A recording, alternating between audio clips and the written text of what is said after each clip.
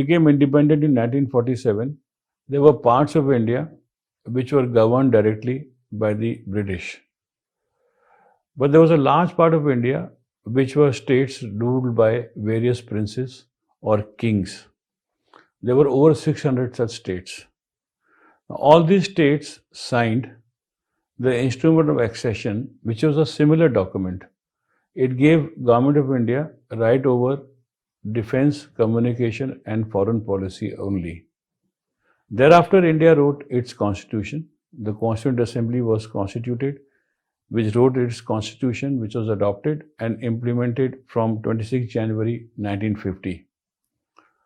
That constitution made India a republic, and therefore all the states became subject to the new constitution and were governed thereafter not by princes but by elected governments. And all these subjects, other than just defense, railways, communication and foreign policy, all the subjects were listed in the constitution and divided into three lists: central list, the state list and the concurrent list. With this enactment of the constitution, the concept of a princely state or a state ruled by a king or a nawab came to an end. An exception was, however, made in the case of Kashmir. In the case of Kashmir, Jammu and Kashmir, a new article, Article 370, was inserted, which gave the state, which basically stated that no part of the Indian Constitution, other than those three parts that I've just talked about, communication, defense and foreign affairs, would be applied to the state of Jammu and Kashmir except with the consent of the state. Thereafter, a presidential order was issued. Basically, the major presidential order was issued in 1954, which was amended 47 times subsequently.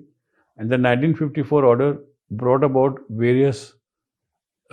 the Indian Constitution various subjects in respect of Kashmir also. However, there were still some areas where the Indian Constitution did not apply. In fact, Kashmir state had its own constitution and its own flag, which flew alongside the Indian tricolor. It is often said that Article 370 has been abrogated. That is not true. Article 370 has not been abrogated.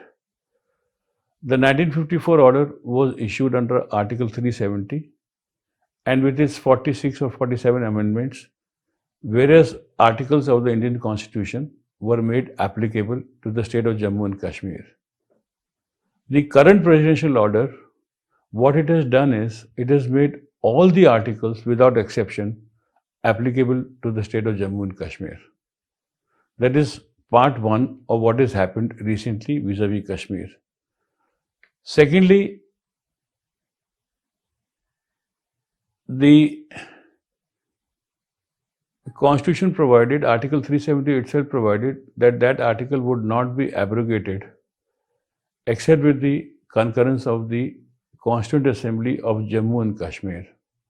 What has been provided now in the Constitution is that Article 370 can be abrogated with the approval of the state government. And when the elected government is not in position, then the government would be meant to be the governor of the state.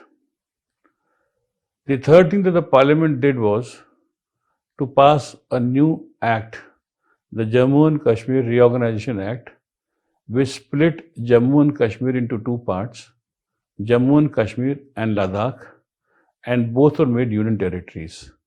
So these are the three independent actions taken by Parliament recently vis-a-vis Jammu and Kashmir.